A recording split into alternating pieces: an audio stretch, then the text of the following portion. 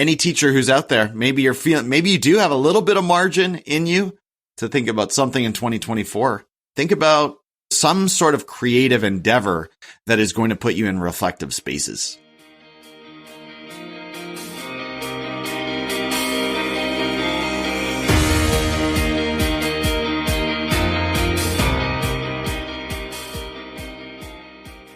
Hi, everyone. Welcome to The Optimalist, a podcast where we have set out to explore the optimal way to educate in the age of AI. If you're new here, I'm Sarah Candela, your host through this exploration of the elements of human flourishing. Well, today brings you another sort of long time coming kind of chat. I joked around with Tim Cavey before we recorded about how I thought of us having sort of come of podcasting age in the same era. We have a lot of the same industry references and beats and connections, so it creates kind of like this vortex for me when I run into him in education Twitter. It's like, two of my worlds are colliding. So it's kind of cool. There aren't a lot of people I can say that about.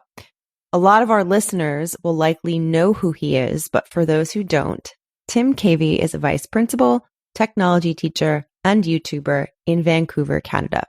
And on this episode, we talked about the changes that teaching has to go through with AI and technology in general, and the struggle it can be with teachers feeling like they don't have the bandwidth to use new tools.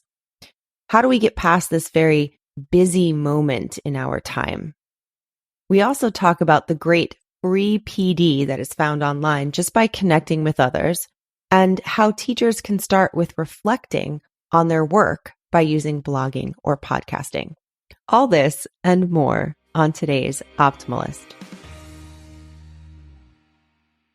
So I am in my 23rd year of teaching this year.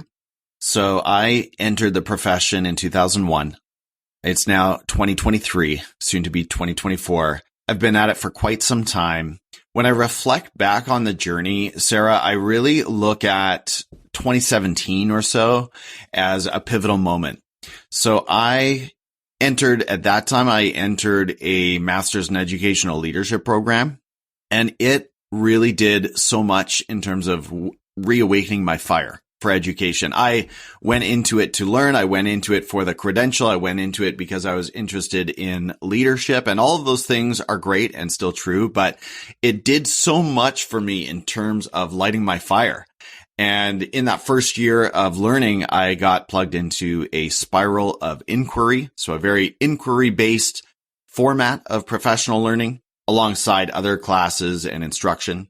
And so along that journey, I discovered learning targets. I discovered a book called Leaders of Their Own Learning by Ron Berger and a few others at Expeditionary Learning. And my mind was, and I almost forgot to mention, I read Mindset by Carol Dweck along with a number of other course books. And wow, Mindset by itself was incredibly transformative. It sort of set me on this course of leaning into discomfort, sort of this idea that if I'm comfortable, if I have embraced the labels that I think I wear, and I'm not pushing myself, stretching myself, I'm probably not learning and growing like I should be. Mm-hmm. I always go back to the gym, right? And think about the fitness or the physical parallel. When we want to grow, it requires a little bit of strain, a little bit of stress. And so that motivated me from there to, in 2018, start the Teachers on Fire podcast. That led to my thesis. That led to the degree and then the administrative position in 2020. And from there, it's just been a continuous journey of learning and growth and connection with other educators like you. So I really look back to that decision to continue my professional learning in the form of the degree in 2017 as the year everything changed for me. The year everything changed. I like that. This comes because I was also just looking through some of your writing last night as well. So some of these things are fresh in my mind, as I was telling you earlier.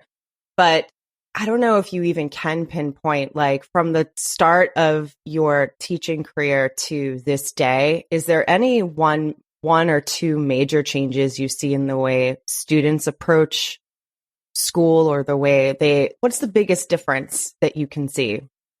Easy answer for me. I mean, okay. So one of the obvious ones, Sarah, is technology. You and I were talking off air about how that has changed a whole lot. And when I entered the classroom, there was no Wi-Fi. There were no devices of any kind, but I actually want to take it in a different direction and talk about assessment. And if you've looked at some of my work, if you've heard me talk for any length of time, that is a real place of passion. So when I began teaching, let's say for the first 10 to 15 years, the mindset of a typical student was very much, how can I win in this system? How can I earn the most points? How can I get the highest grade? I would like to think that now within the standards-based grading system, the proficiency scale that I operate in, that now the conversation is starting to shift among students. And that's where it really gets exciting. Because I don't give out any marks, any numbers or letter grades ever at any point in the school year. I don't have students asking me, is this for marks? I don't have students saying to me, as one did once, if you're not going to grade this, what was the point of me doing this? Yeah. Right? Isn't that a telling question? Doesn't that say a lot about the student's understanding of what education is? We've all heard it hundreds of times, right? Hundreds of times. So I think now, thankfully, at least in my jurisdiction, I know every state, province, a little different, but in my jurisdiction, we are living within this standards-based paradigm of proficiency that is now helping students think about moving from a developing level of proficiency to fully proficient to possibly extending. But it's no longer playing a game, and it's no longer simply trying to please the teacher or what does the teacher want. That's an entirely different game. I'm not really interested in that game. I'm interested in learning. So I think if you're looking for a pivotal paradigm shift, that would be it. I love that. And that goes so perfectly along with your inquiry-based approach as well, right? I'm assuming they go hand in hand. To a large extent, I think, so in my practice, I teach 35%. I'm in the classroom 35% of my time right now. The other 65 is in my admin role. But in my instruction, I'll be honest, I'm not doing a lot of inquiry. I'm doing very much directed student learning around different design challenges. Now, within design challenges, there's a lot of freedom and autonomy and independence and following their own passions. And there's some room, but they are very much directed activities. So I get excited about inquiry. I think my biggest challenge sometimes is if I'm only seeing a class for 45 minutes a week, that has to be a pretty structured time to deliver full value. And so there's not as much flexibility as if I'm seeing that student for 5 hours a week. Right. Yeah, that makes sense. And so if we're kind of moving into thinking about how any of this is being affected and changed, if at all, by the way we have to adapt to artificial intelligence. This is my giant leap into just talking to Do it. I'm just going to leap in. I'm so eager to know, like, from someone from your, and I'm sure the people listening to this are as well, someone in your position with the kind of role that you and an environment that you are working in that you just explained to us. How much of a shift have you had to make in your practice to kind of start to adapt to allowing artificial intelligence to be a part of everyday life? I can give you some practical examples. So in this term, I work with young people, little learners, fifth through seventh grades. So they're not quite at the same level as our secondary colleagues, but I've been helping them find some of the AI tools in Canva, for example. That was some of the most recent things that we did. They are starting to play with other parts of that, the magic write function and some of the other aspects I'm not necessarily leading them into. So here's a fresh conversation from yesterday that I had with a 7th grade teacher. She was asking, in terms of our report cards, how do you frame in a positive way that a student needs to rely less on the AI tools in terms of actually delivering the final product, and how that student should be leaning on the AI tool or utilizing it effectively to generate ideas or to edit or to fine tune. Or do you see the distinction I'm trying to make? So how do you make that comment in a way that is considerably more graceful than simply writing on the report card, Johnny used ChatGPT to complete 2 essays and 1 poem this term, and he needs to stop. How do we frame that? How do we change that conversation a little bit in a very forward and positive way for the learner and for the parent? And what's the language that you're using too, right? That language. Totally. And Che Cheney made an awesome post about this yesterday or sometime this week. And I think you know him, but just to the effect that we're all modeling it. We're trying to model it and demonstrate it as teachers. That's the best we can do. And we have to keep a humble posture because we're not going to do this perfectly. And we're going to have students jumping ahead and trying to sort of outfox the teacher, out with the teacher, right? And it hopefully is pushing us to think long and hard about what is the evidence that we're eliciting from the student? What exactly are we looking for? What does that evidence show about their learning? What is the learning target? It makes us hopefully very, very intentional and laser focused on what it is we're trying to do with the student, because we can't just throw out the essay prompts that we did 10, 20 years ago. Right. And that's what I read the most about is those frustrations and trying to find that balance, right? Of it's hard not to think, and maybe it's getting a little bit better now that a year has passed in this kind of new world.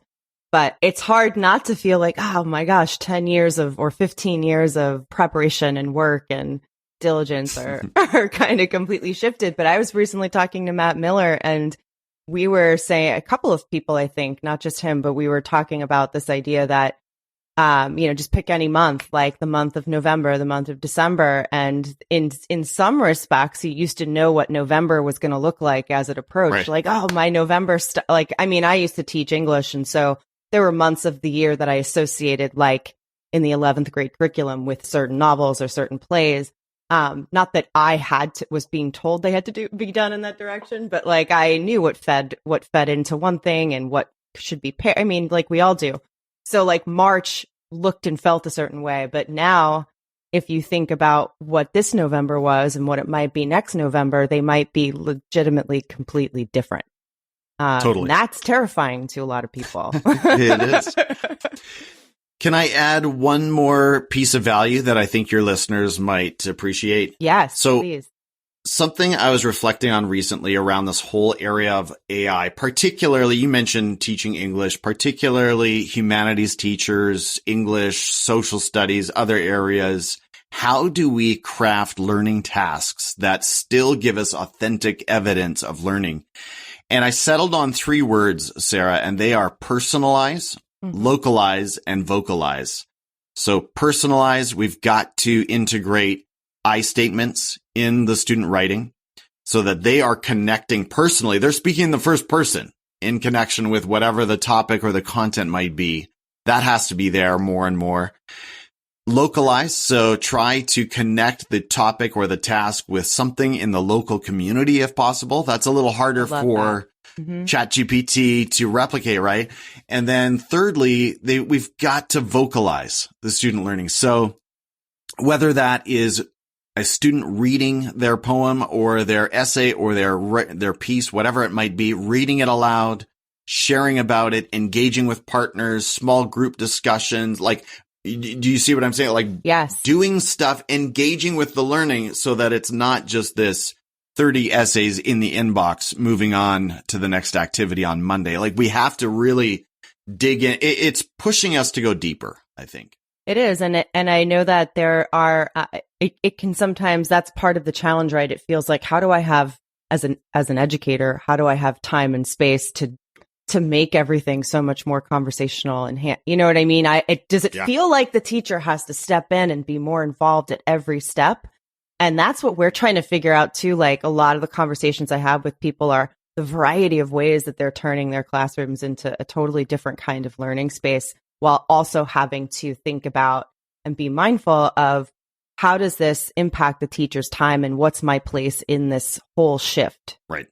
You talked about teachers' time, so let me talk about sustainability. I mean, I think teachers across the profession, everywhere across North America, maybe in other countries, are severely stretched, and it's hard to put our fingers on exactly what is going on. COVID was difficult. COVID took a toll on all of us simply as a traumatic episode that seemed never ending when we were in it. Is that really the fault? Are we asking too much of teachers in other ways? We know that something I keep my eye on is that philosophies like UDL and accessibility and inclusion are as wonderful as they are raising the bar from when we entered the profession 20 years ago, so that now it's not enough to just plan 6 or 8 great lessons for a day. Now we're saying to the teacher, plan those 6 or 8 lessons, but make sure you are providing on-ramps and access for every one of the different 25, 30 learning profiles in your room. I know I'm exaggerating a little bit, but I think that's taking a bit of a toll.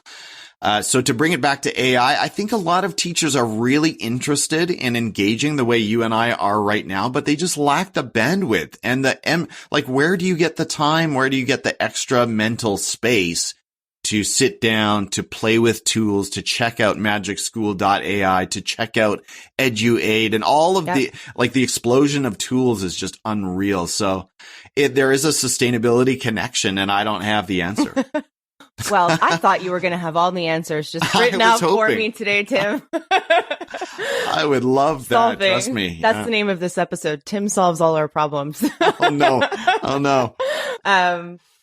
So one of the things, and I mentioned this again to you before we started recording as well, is we are at the Optimalist and at Swivel really, really almost obsessed with this idea of what can we do to bring more reflective practice into the classroom, and then also because we think of it from adults' perspectives too, of if we were to make a commitment to more of a reflective practice, even in an assessment, from an assessment standpoint, so many of us don't think that we're really good at reflection. I think a lot of us still think reflection is jotting down in my journal and, what I did today and reflecting on it, but not really taking that to the next step.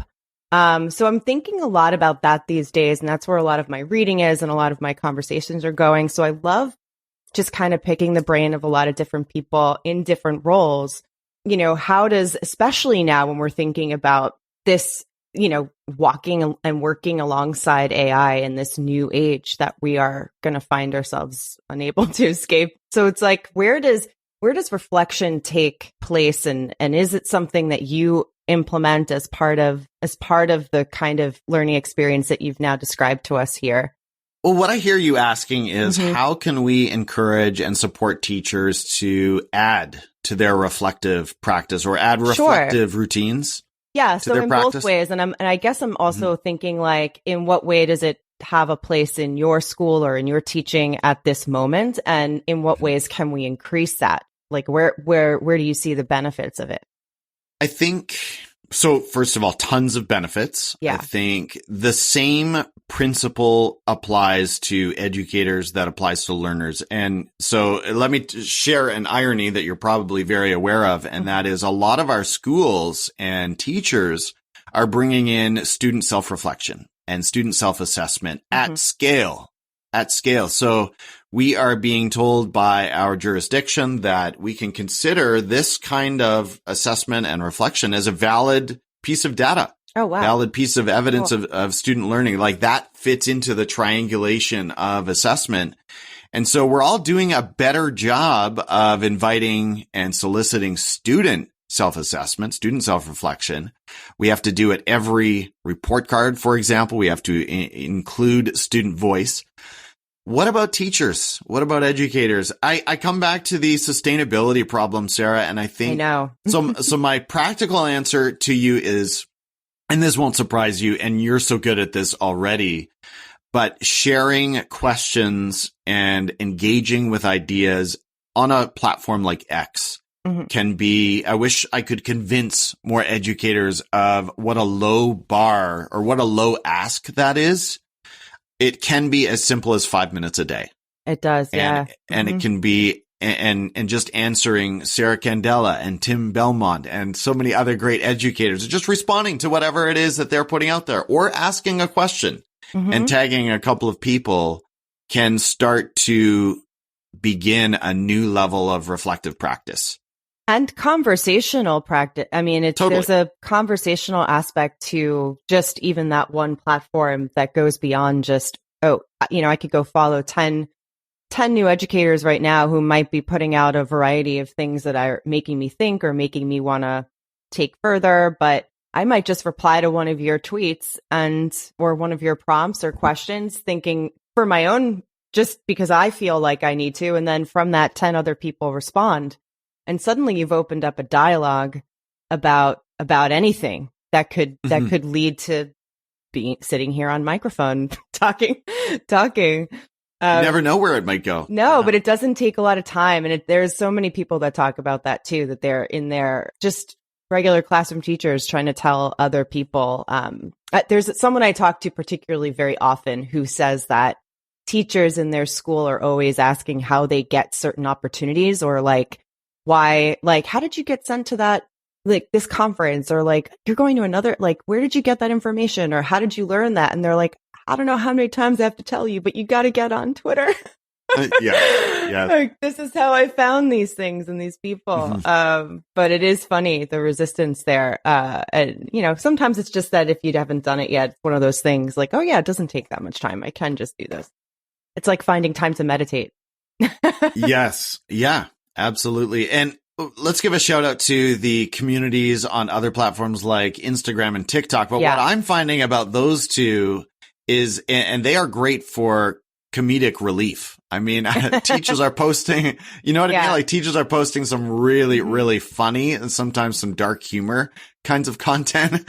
Yes. It's just but it's not as reflective as Twitter. And Twitter to me is the sweet spot of, we're not having to wade through an entire blog post. I think most teachers are too tired for that. Don't have it in them if they're honest, but just the nature, the micro learning. Holly Clark calls it micro learning, right? Maybe you're just maybe you're in the Costco lineup and you just pull out your phone and see what teachers are talking or whatever. It can look different for every person. The best thing is, though, a lot of things that we're reading, though, even though we can do them in little bites, they often will lead to a link to, guess where this came from, a bigger blog post or this. And so we can come back to that later or share it with, if it's something you don't want to share 10 tweets with colleagues in an email, but you might want to say, but look, here's Tim's blog. He writes every week.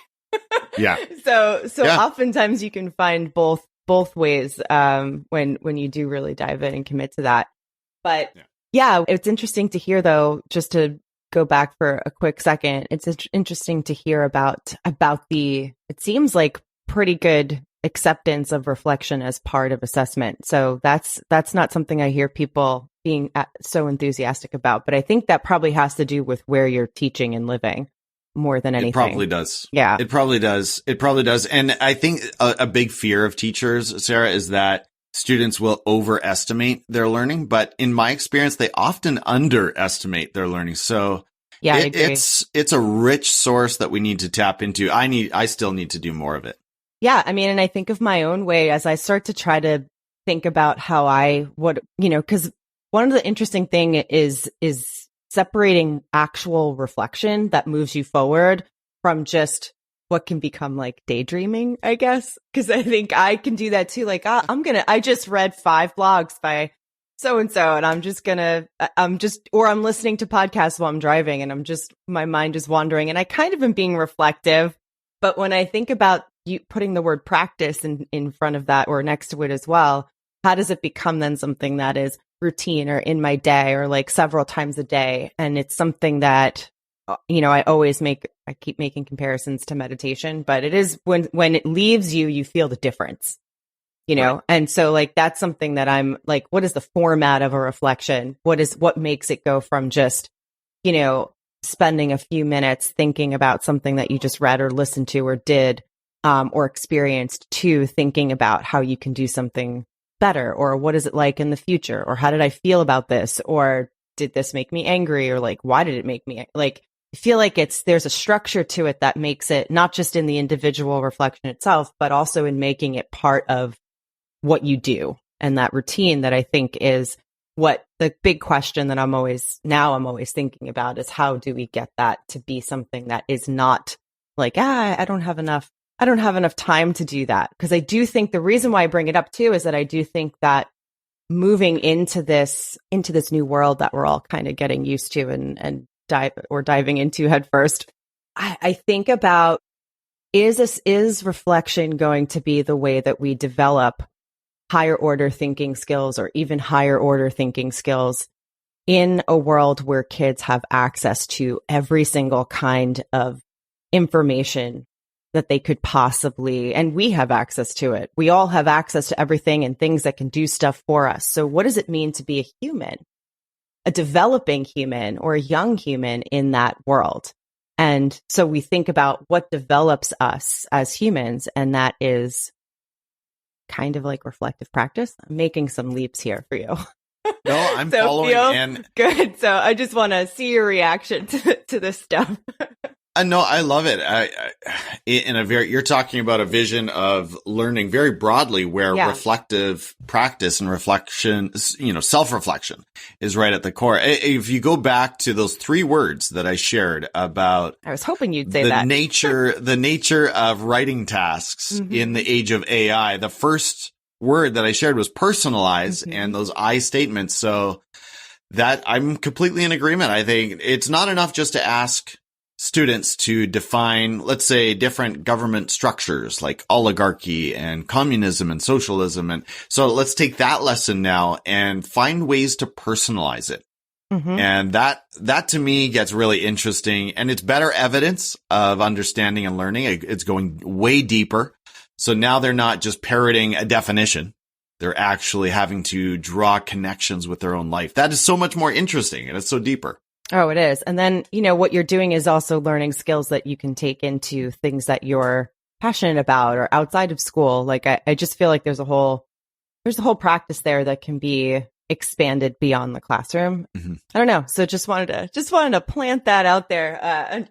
I'm practicing also how I talk about this stuff. So I feel like every time I bring up reflection, I'm thinking about it in a little bit of a different way. So yeah. Can I throw a couple last thoughts on that? So we are a seesaw school, and I feel convicted, like, man, we need to be doing more in terms of just normal, regular reflection. So students reflecting in their journals about their learning from the week. That should be just a normal routine thing in everything we do. And then on the educator side, I go back to Adam Welcome, who says that every person should have a podcast. And I think that's sort of horrifying for most educators, but you and I know the power of these conversations and just getting into this chair and thinking a little bit more intentionally and more deeply and engaging.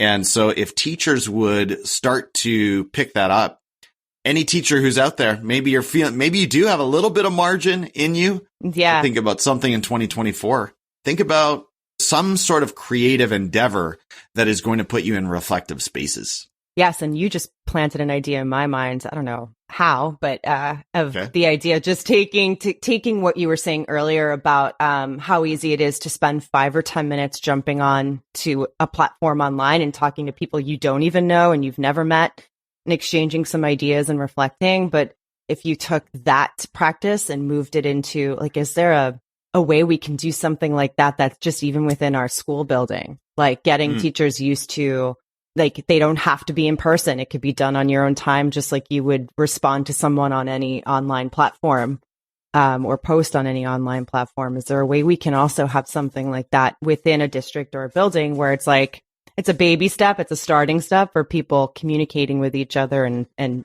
jumping in and inspiring and writing and having conversations when they have time.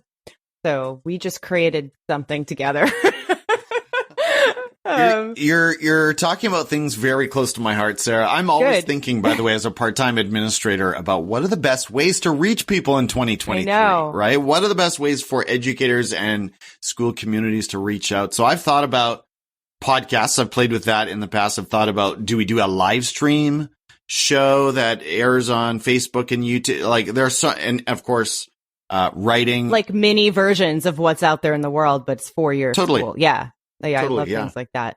It's like creating a mini world. Yeah.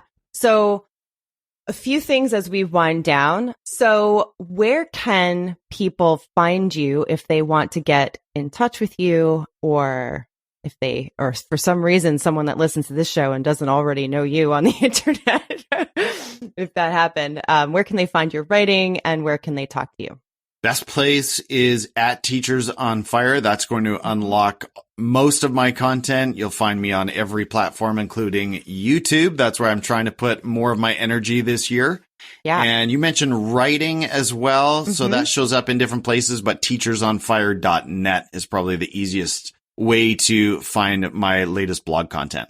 It might be a cool spot to just quickly give you a minute or two to just, maybe you want to share what inspired Teachers on Fire. You mentioned 2017 as being your year when everything changed. Did that kind of coincide together with that the discovery? So I wanted to just hear what you had to say about that as well. Well, I think I heard you ask about the name or the origin story. So there's a couple of different pieces there. The name is kind of fun for me. I started getting more and more into podcasts for probably the last 5 to 10 years before I launched Teachers on Fire. And a lot of the podcasts that really ignited my imagination were actually in the entrepreneurial space. And so one of them was called Entrepreneurs on Fire by John Lee Dumas. It's still out there. It's still a great podcast. I know him. Yeah. He's a really cool dude. He's very inspiring. He lives in Puerto Rico today, but he was kind of the origin of Teachers on Fire in the sense that I just eventually listened to so much of him. I thought, okay, I have to do something like this in the teacher space. Similar. And I honestly looked around. I was like, okay, Tim, come on. You can do better than simply changing one word in his title and, Entrepreneurs on Fire, Teachers on Fire. I played with so many different variables of teaching and education and ending with the letters ED. You see a lot of that. So, yeah. And anything ed, right? And I kept coming back. And of course, if you want to think strategic branding, you want the same handle on every platform possible. You want it to be available. That's going to pay dividends down the road. And so I just came back to Teachers on Fire. It coincided with my year 2 of my master's degree. I built my thesis around educational podcasts and how they are impacting teacher practice. And the rest is history. It's been a fun ride. Yeah, because I think now it's associated, like it really is a brand. Even if people have not aren't an avid listener, they know if they know you anywhere like that, it has become way more than just putting on the audio, I think. And that's impressive. And I just wanted to get a little insight into how that started. But that makes sense. I think I had made that connection to Entrepreneurs on Fire a while ago. Oh, did you? Forgot about it. Yeah. Yeah, because you and I might have similar entry points into the podcasting world, or like timeline wise, I think, because sometimes I see you post about things regarding podcasting that almost are like a mirror to my past life. Oh, nice. So I do think that we probably have a lot of podcasting things in common as far as how we got into it. But let us know so we can get a little bit more information or insight, I guess, into who you are as a full human walking around on this earth. Is there anything that you have read or listened to or even watching lately that's really blowing your mind, or that you would recommend to people to check out? Absolutely. So some things that I've been reading lately, I'll give you a few titles from my Kindle, Sarah. So I try really hard, by the way, to leave my phone out of the bedroom, which forces me to actually look at my Kindle, which is, I know, very, very difficult. So some, and I tend to rotate books, but recent titles have included Essential Truths for Teachers by Danny Steele and Todd Whitaker. Real Artists Don't Starve by Jeff Goins. That's a very inspiring book. And Teaching with Love and Logic by Jim Fay and Charles Fay.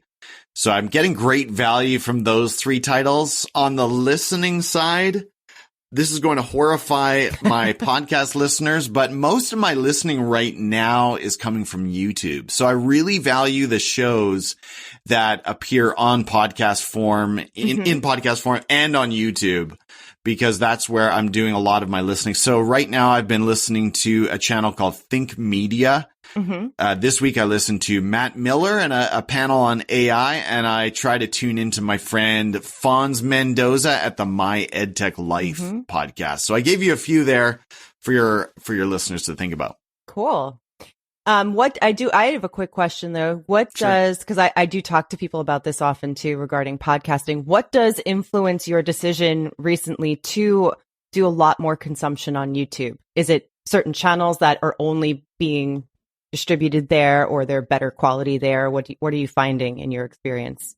It's going to make a lot of sense to you when you think about this. I am trying to build the YouTube channel. Yes. More than the podcast. Yeah.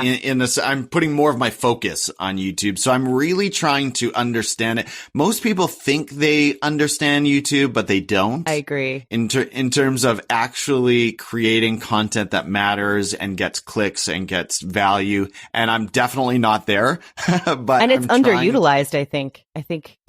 So much. Massively underutilized. So I'm trying to learn what makes sense, what works on YouTube. So I'm trying to be a student of it explicitly or directly through YouTube mentors, but also just listening to people like you and other education influencers and watching and observing how they use the medium. Yeah, that's cool.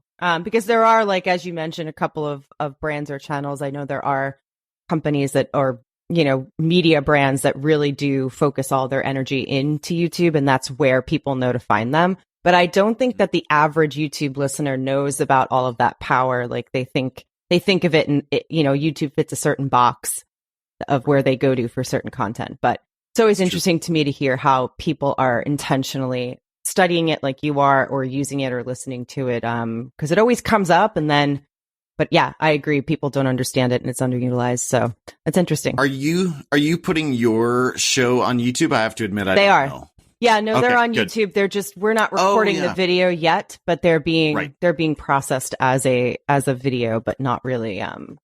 So they're there. When I started the Teachers on Fire podcast, sorry to interrupt, I assumed that the audio only videos, if that makes sense, the audio only content that I was uploading there would get almost no views or listens.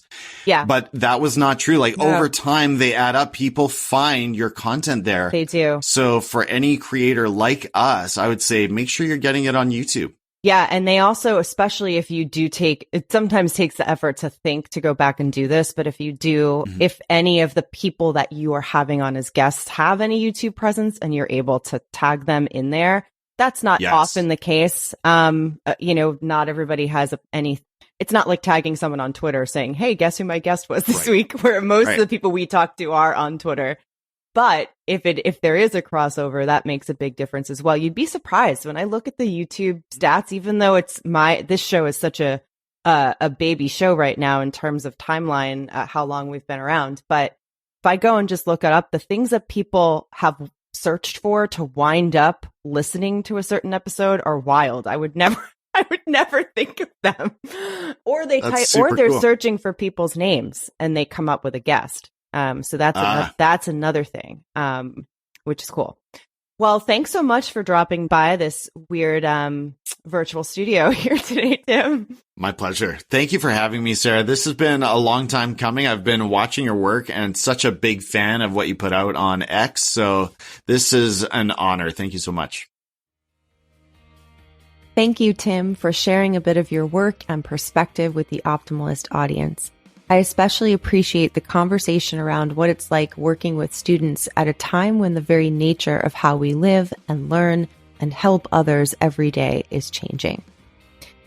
Thanks to everyone out there in the audience who has signed up to try out Swivel's new product, Mirror, during its first demo program cycle. Mirror, if you don't know, is Swivel's new AI-powered self-reflection tool that helps students supercharge and regulate their reflective practice. We believe that the high-order skills that we all need in the age of AI are going to rely on our level of self-awareness and our ability to better manage our emotions, work habits, choices, relationships, and learning. And we're using AI to help us do that. Basically, the mirror is where we want you to meet your potential self, your best self. There's a link in the show notes today to sign up to be a part of this incredible opportunity, which is the Mirror Demo Program. Basically, we send you a free mirror device to your school, and you use it with some light guidance from us over the course of 30 days. And then you tell us what happened. It's that easy. Follow the link in the show notes to sign up now, or go to swivel.com for more information. Please consider letting us know what you think by leaving a review or even a rating in Apple Podcasts, and you can reach me on Twitter at scandela9. The hashtag Optimalist can be used when posting answers to questions we ask here, especially if you can't find the original post, and I'll be sure to see it. I can also be reached at sarah@swivel.com. You can listen and subscribe to the Optimalist podcast wherever you love listening to great podcasts. New episodes are released every Wednesday, and links to all of these resources mentioned are available in the show notes. The Optimalist podcast is brought to you by Swivel. At Swivel, we understand that the biggest challenge in education is the rate of change. Policy revisions, technological advancements accelerated by AI, evolving job markets, and ongoing research constantly identifying new best practices are only some of the factors affecting the rate of change in education. To learn how Swivel can help you be more reflective, engaged, and adaptable, visit swivel.com. You can also follow us on Twitter and Instagram. Thanks for listening to The Optimalist, and I will be back next week with a whole new conversation.